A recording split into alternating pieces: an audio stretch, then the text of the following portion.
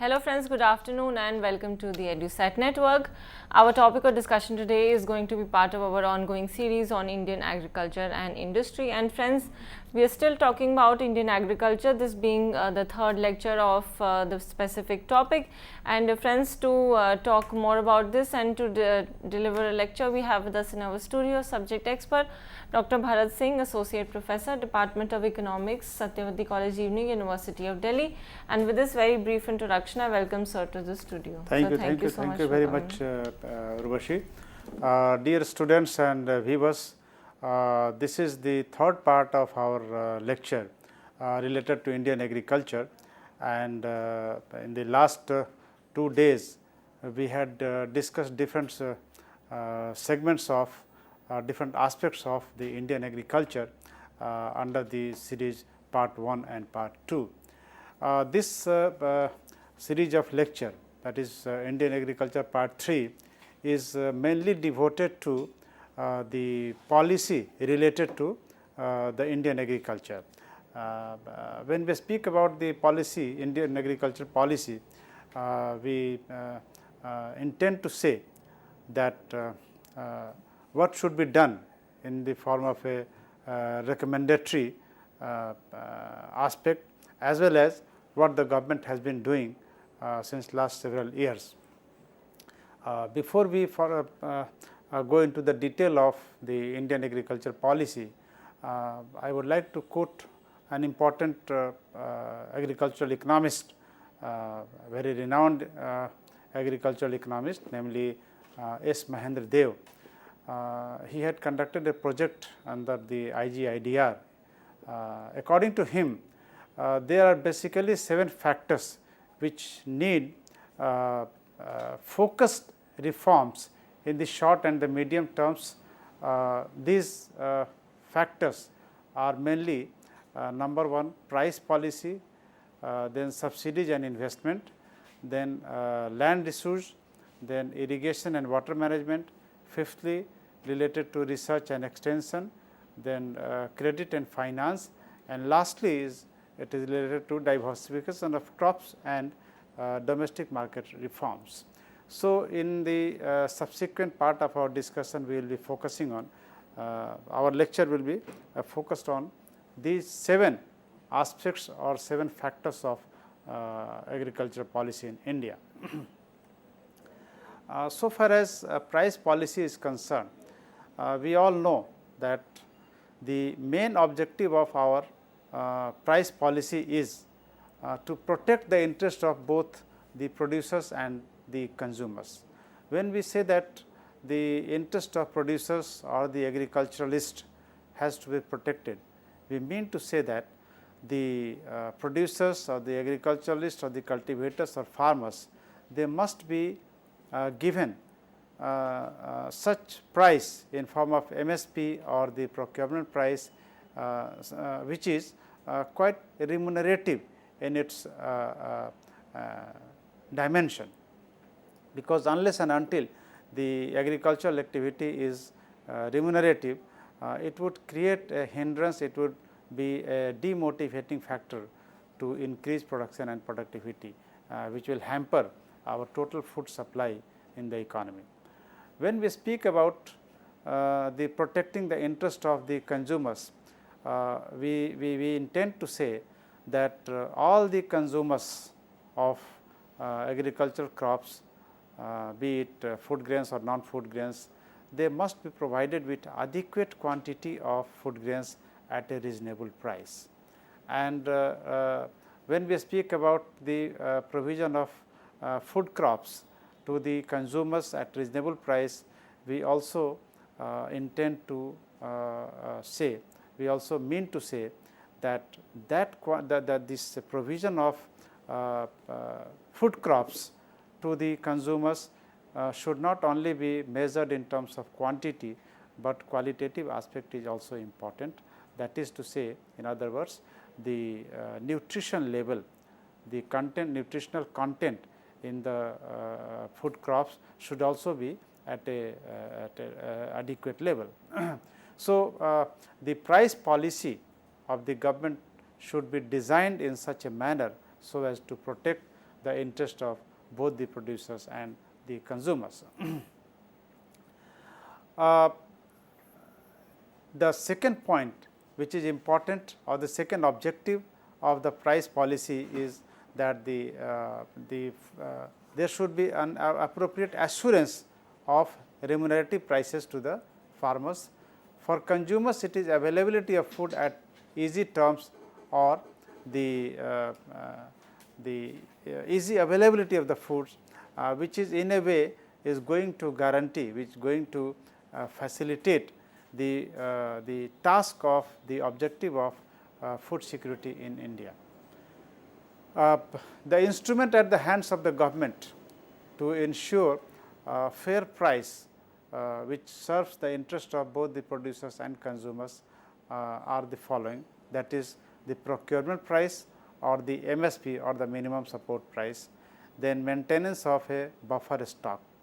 Buffer stock means the government is expected to maintain a minimum quantity of the stock which is used normally in times of the erratic production of the food crops in our country, and this is used when either there is very short supply of the food grains in our country. The third is the public distribution system.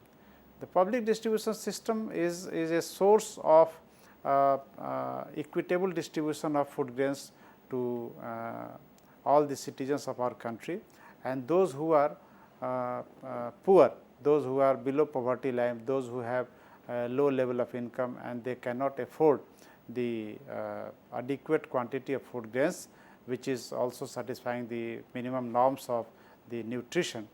The public distribution system is an important instrument to ensure that all the citizens, particularly the people living below poverty line, are also available to able to get the adequate quantity of food grains through this network of food grain system, food distribution system, public distribution system, I mean to say.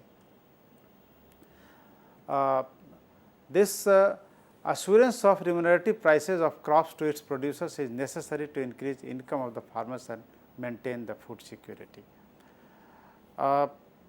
If the farmers are getting remunerative prices which is sufficient, which is over and above their cost of production, it is if it is a profitable venture, only then the production and productivity of the agricultural crops may be expected to increase, and if unless and until there is sufficient supply of agricultural crops, of different agricultural crops, the objective of food security may be jeopardized. A question mark may be put before the goal of food security. So, this remunerative prices is essential, is very important both for the producers as well as the consumers, and to ensure the achievement of food security in our country. It is often debated as to the effectiveness of price versus non-price factors in ensuring both the above objectives. The larger view prevails that both the price and non-price factors are important in raising agricultural production and ensuring food security. So, we should not rely on one of the instruments, say the price instrument or the non-price instrument. We should adopt a balanced view. We should adopt a mix of policy which equally focuses on the price as well as non-price instruments of ensuring the remunerative prices to the agriculturalist as well as ensuring the food security. The second important factor related to the agriculture policy is the subsidies and investment in the agriculture sector. Agriculture subsidies are fiscally unsustainable. It is believed that if the appropriate investment is not forthcoming in the agriculture sector, and the farmers are given subsidies, it is believed that the benefit of subsidies goes mostly to the rich farmers who are capable to purchase the different agricultural inputs even at the going market price, and the small and the marginal farmers hardly get the benefit of these subsidies, and the subsidies create a kind of say fiscal burden on the exchequer also.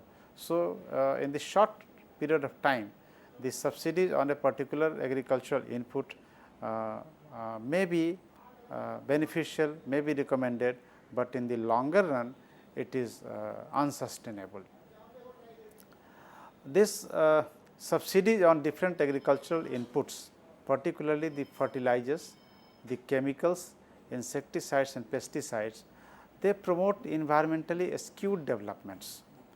If we use the chemicals and fertilizers, insecticides, pesticides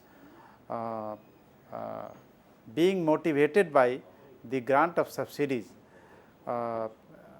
and if these inputs are used disproportionately, in the longer run this is going to decrease the fertility of the land, and in the longer run it is very likely that the particular land which was earlier very fertile may be declared, may be rendered a fallow land. There is a trade off between subsidies and investment. If the government is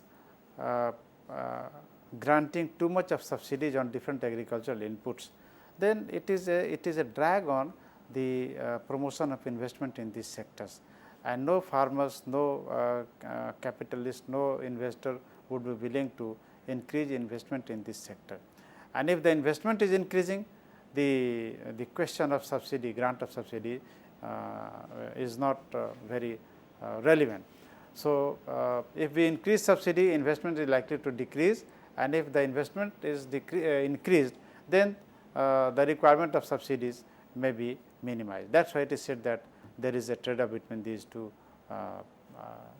fiscal policies. Next one is data related to investment, that public investment declined from 3.4% of agricultural GDP in early 1980s to 1.9 in the year 2001 to 3. At the same time, subsidies increased from 2.9% to 7.4% of the agricultural GDP during the same period of time. This is an alarming situation, that investment is declining, but the subsidy is increasing, and we should think over it that our agriculture sector, the incentive in form of subsidies and the investment activities is going in which direction. The next point important in subsidies and investment is related to the fact that the rise in public and private investment is crucial for enhancing agricultural growth. Unless and until the investment is increasing in agriculture sector, the productivity in this sector is not going to increase in the future. Fortunately, gross capital formation in agriculture has increased from 12% of agricultural GDP in 2004-5 to 14.2% of GDP in 2007 and 8. So, this is an encouraging statistics. However, we need 16% of agricultural GDP as investment in order to get 4% growth in this sector. So, if we want to, this is also an important objective of the government, to increase the growth rate, to achieve a growth rate of Indian agriculture sector up to 4%, and if we want to achieve this target, the rate of capital formation must be increased to 16% of the agricultural GDP. Third important policy related issue is related to land issues. It is often argued that a small size of the farm is responsible for low profitability of agriculture. because if the size of farm or size of land holding is small and it is fragmented, then it is argued that the modern methods of cultivation it very difficult to be used, and if the farmers are forced to rely on the outdated and obsolete method of cultivation, then the production and productivity in this sector is likely to decrease. But recently it has been observed that in countries like China and other East Asian countries, this small size of the holding is not a constraint, not an important constraint in increasing the production and productivity in the agriculture sector. But in case of India, it is a fact that the agriculture holdings are not only small, but they are fragmented also. So, the fragmentation and subdivision of land holdings is essentially a negative factor for increasing the growth and productivity in this sector. On land market, the report of a steering committee recommended the following. This is in a way related to the consolidating different land holdings, and it is a task. It is an attempt to understand how the size of land holdings can be increased.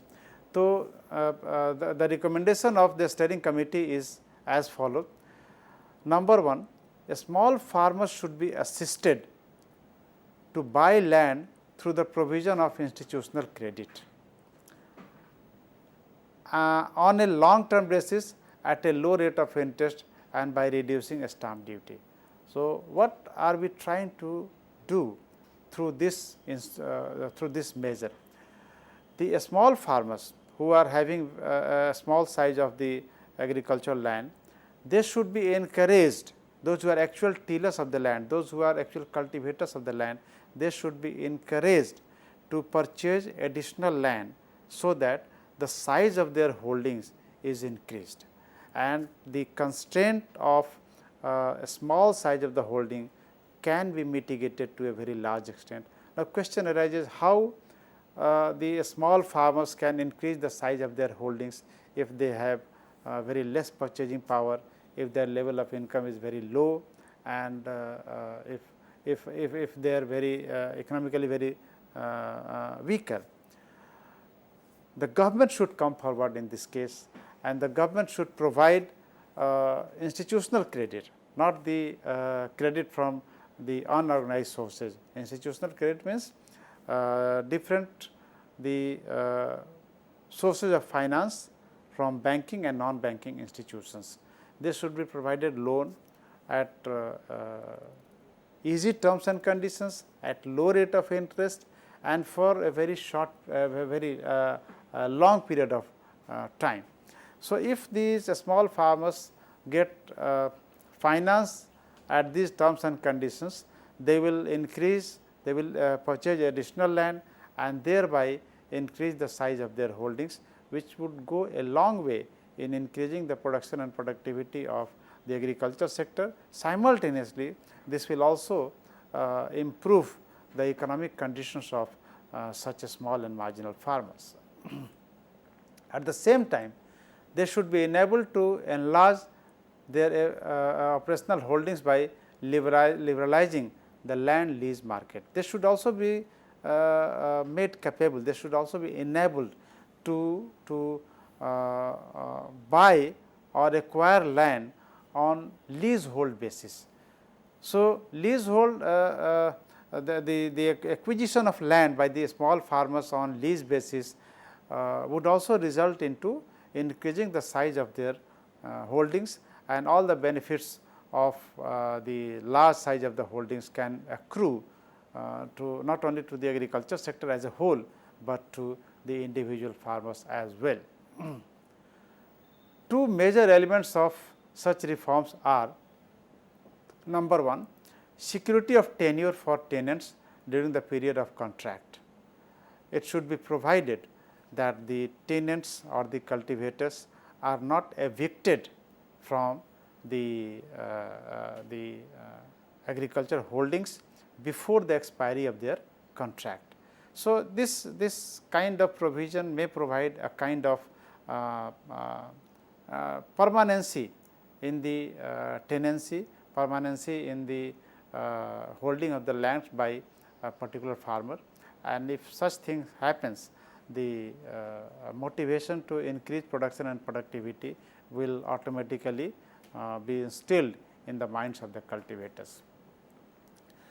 This is one side of the tenurial relationship. It is from the point of view of the tillers of the land, from the point of view of the cultivators, but we should also focus on simultaneously focus on the interest of the landlords also.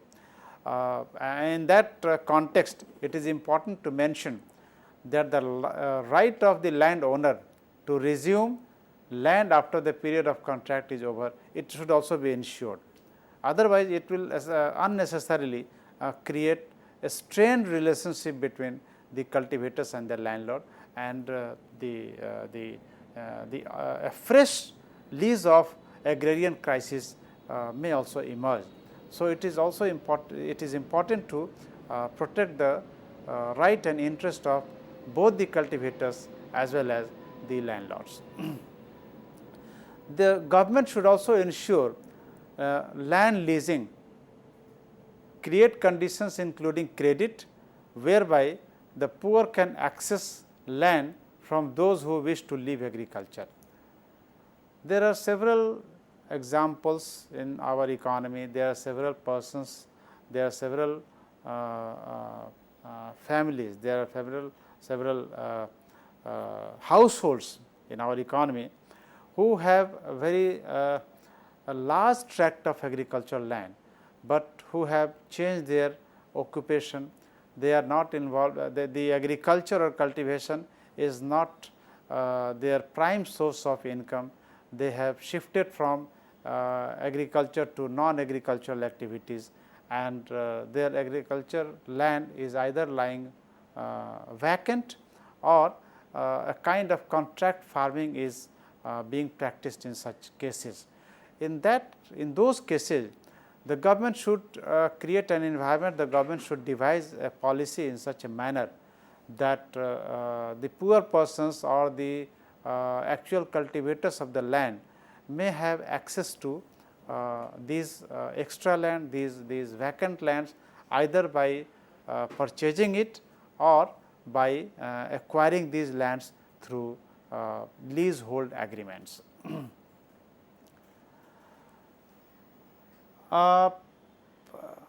This whole discussion related to the existing land issues in India is focused towards increasing the size of the holdings using different instruments, using different measures. So, if the size of holdings is increased, and if these holdings are concentrated at one or two places, at few places, it is a kind of say consolidation of the holdings, and if the size of land is large and it is consolidated, even if the subdivided and the separate land holdings are consolidated, we all know that it will have a positive impact on the production and productivity of the agricultural sector. There are some emerging land issues which must be addressed on priority basis in our agriculture sector, and these are increase in demand for land for non-agricultural purposes, including special economic zones. Nowadays, we are coming across different instances of acquiring agricultural land for different non-agricultural purposes, say for construction of roads, setting up of the new industries, or the commercial complexes, residential purposes, or for SEZ, special economic zones. If such thing happens, if the agricultural lands are acquired, then there is large scale displacement of farmers, the tribals, and others, and this displacement happens simultaneously with the execution of different developmental projects. So, there seems to be a conflict between the objective of the acquisition of land for developmental purposes and the ownership of the agricultural land with by the farmers, by the cultivators. This is a very sensitive issue, and this issue of land ownership and side by side the developmental projects, developmental objectives must be handled, must be addressed very carefully, so as to strike a proper balance between the goal of development and security to land owners. The land owners, the agriculturalists, the cultivators should not be allowed to feel alienated in the process of development. They should be made part of the development process, and the way out is to provide adequate amount of compensation, either financially or in terms of providing them the alternative sources of employment in the process of executing those developmental projects. If this is not paid appropriate attention, it will unnecessarily create crisis in the economy, it will unnecessarily create social crisis, it will create economic crisis, and it may also create large scale unrest among the agricultural sections of the society. So, land alienation is a serious problem both in the tribal as well as the non-tribal areas. Therefore, this issue has to be addressed very sensitively and very carefully. Next important policy related issue is the provision of irrigation and water management. We all know that water is a leading input in agriculture sector. Without water, we cannot effectively reap the benefit of the HYV seeds, fertilizers, chemicals, and other latest inputs including machines. So, water is, I think, one of the most important agricultural input. Without proper irrigation facilities, it is impossible to increase agricultural production and productivity. And irrigation projects play an important role both directly and indirectly to create employment opportunities in the farm sector.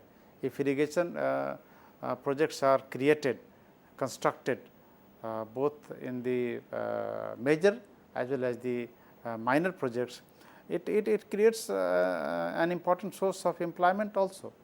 And if the irrigation projects are created in the agriculture sector, it has a positive impact on the agriculture production productivity, which in itself is very crucial for generating employment in the farm sector. When we speak of employment generation in the farm sector, we are intending to say, we mean to say the gainful employment, not in form of the underemployment or the disguised unemployment. That is why the irrigation and water management is a very important policy issues, particularly in a country like India. Development of irrigation and water management are crucial for raising levels of living in rural areas, because the level of income of the farmers of all sections, the large farmers, the small and the marginal farmers are also going to increase. The major area of concern in the irrigation sector or irrigation issues are decline in real investment. There is no fresh investment in coming forth in constructing the different agricultural projects, irrigation facilities. There is thin spread of investment. Whatever investment is coming out, it is not on an intensive scale. There are some areas where these irrigation projects have been constructed very intensively, but still there are areas, particularly the tribal areas, the southern areas and the East India, they are devoid of appropriate irrigation facilities. An important issue of concern is decline in water table. We know that a large number of farmers in our economy, they depend on the underground water for their irrigation purposes, where particularly especially in those areas where the canals are not available, the pumping the minor irrigation projects are also not constructed there. In that case, the individual farmers resort to the extraction of groundwater. As a result, the water table is also declining. It is a fact in case of Indian economy. Next one is wastage and inefficiency in water use and non-involvement of users. Then both investment and efficiency in the use of water is very essential. It is needed in view of the above 2 points that we have just now discussed. Now, major areas of reforms needed in irrigation are: number 1, stepping up and prioritizing the public investment. There is need to increase the public investment in the agriculture sector as a whole, and particularly setting up of the different irrigation projects. Then raising profitability of groundwater exploitation. Then augmenting groundwater resources, different methods should be adopted, measures should be initiated to recharge the groundwater available in our agricultural sector, and unless and until we try to recharge our groundwater in the rural areas, the day is not far behind when the level of groundwater will decline to such an extent when the extraction of such water would become economically unviable in its totality. Next one is rational pricing of irrigation water and electricity. Most of the time it is felt that due to adoption of the populist method of pricing, the prices of irrigation and electricity are uneconomically determined, which is not sustainable for a longer period of time. Then we should also ensure involvement of user farmers in the management of irrigation system, and the groundwater should be made market equitable. Next important point is that watershed development and water conservation by the community are also needed under water management. This is an important part of the water management policy. Assets created under Mahatma Gandhi National Rural Employment Guarantee Scheme (MGNREGS) can help in improving land and water management. The MNREGA program has the virtue of being reasonably well targeted. It is targeted to a particular section of the society, those who are below poverty line, and it is targeted particularly for the rural areas.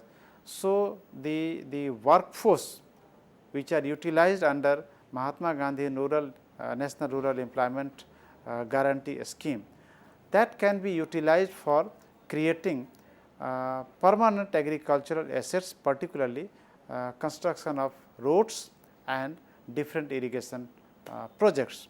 But the challenge here is to build on this feature and use program to build assets such as rural roads, micro irrigation and water management, while also shoring up rural incomes. So, this Mahatma Gandhi National Rural Employment Guarantee Scheme was designed to increase the income of the rural persons below poverty line on an immediate basis, but in the process of increasing the income of this section of society in rural areas,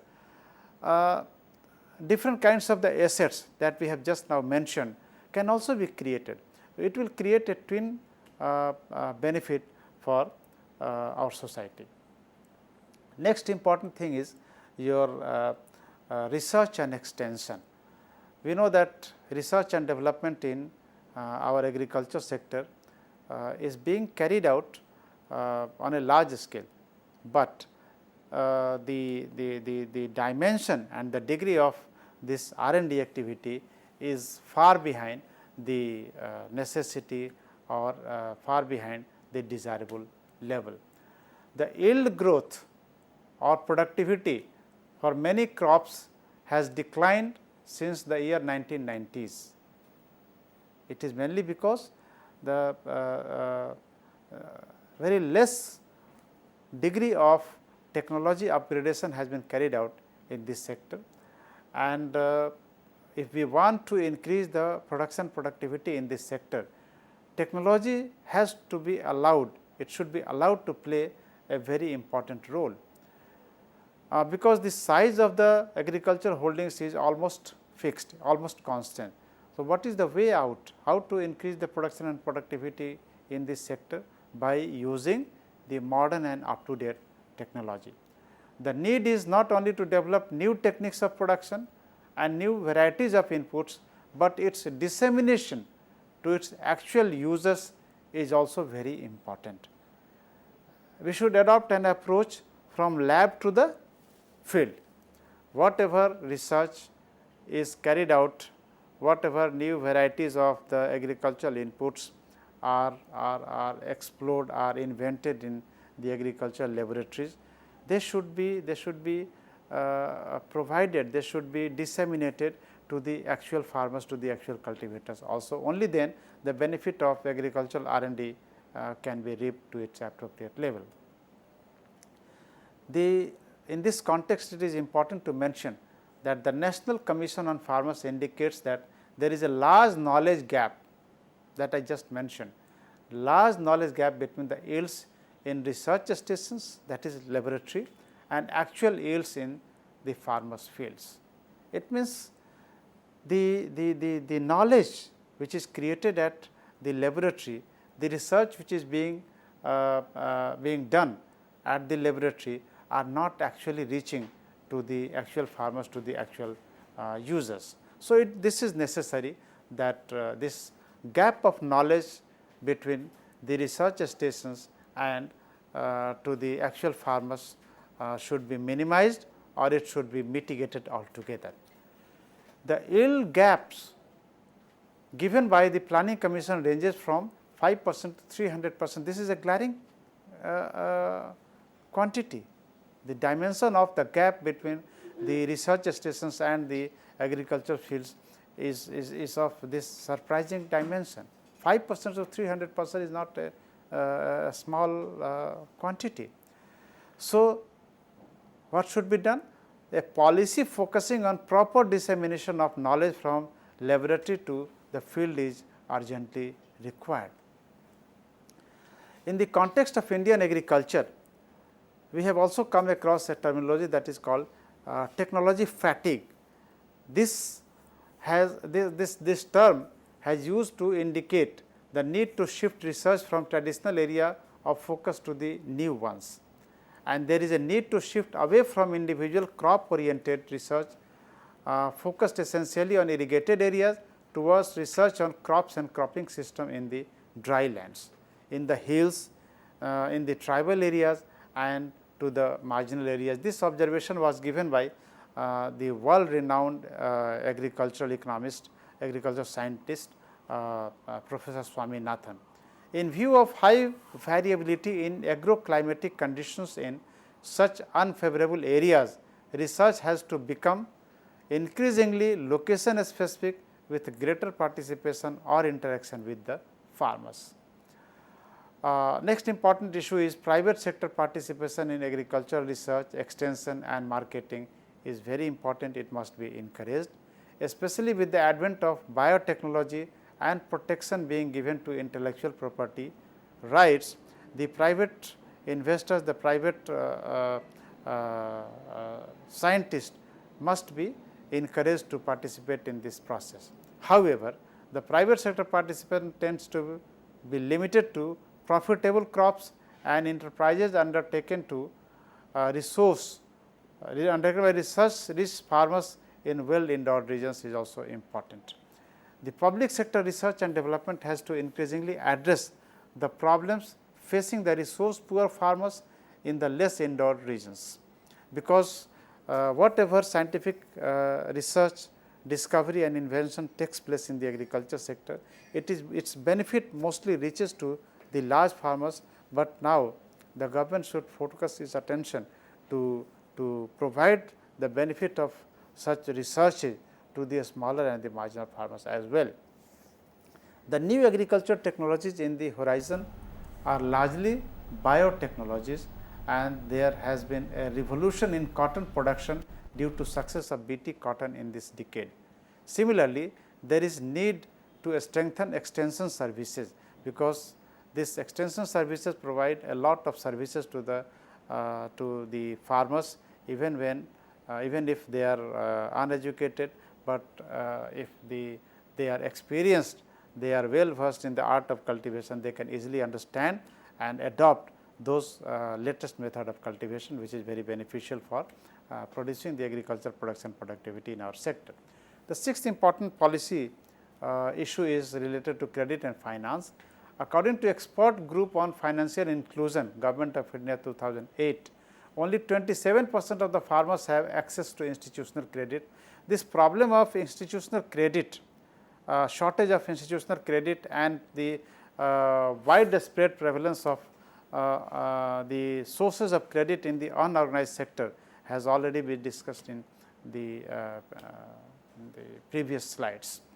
It is true that there have been some improvements in the flow of farm credit in recent years. However, the government has to be sensitive to the 4 distributional aspects of the agricultural credit, and these are number 1, not much improvement in the share of a small and marginal farmers has happened. Decline in credit deposit ratios of rural and semi-rural urban branches has happened. Then increase in the share of indirect credit in total agricultural credit has also occurred, and significant regional inequalities in credit spread is also an important feature. Then the last important feature of the agriculture policy is the diversification of crops and domestic market reforms. In this segment, there has been diversification of Indian diets away from food grains. Number 1 is high value products like milk and meat products and vegetable and fruits. Then since risk is high for diversification, necessary support in infrastructure and marketing are needed, and price policy should also be encouraged diversification. Thank you very much. Thank you so much for talking to us about the Indian industry and more going into the very details of the topic and giving us to us the exact facts and the effects and pros and cons of a lot of things. And of course, as sir mentioned, we are going to be taking it up further in our next lecture, and also at some stage also going to include Indian industry as part of our series on Indian agriculture and industry. And so with this, we would like to thank sir. Thank you so much, sir. Thank you very much to you and to the viewers also. Thank you so much, sir, and thank you viewers for watching us, and have a wonderful evening.